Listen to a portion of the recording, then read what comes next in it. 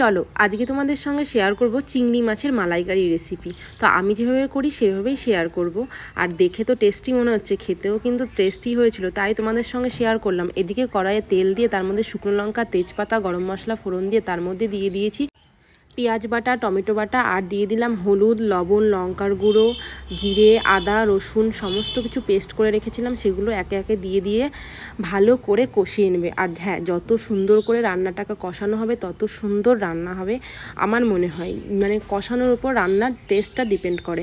আর এদিকে কষানো হয়ে গেছে, তার মধ্যে দিয়ে দিলাম জল। এবার জলটা দিয়ে ভালো করে যখন ফুটে উঠবে তখন তার মধ্যে দিয়ে দেবো সাদা সর্ষে, লাল আর কালো সর্ষে আর কাঁচা লঙ্কা বেটে রেখেছি সেই পেস্টটা।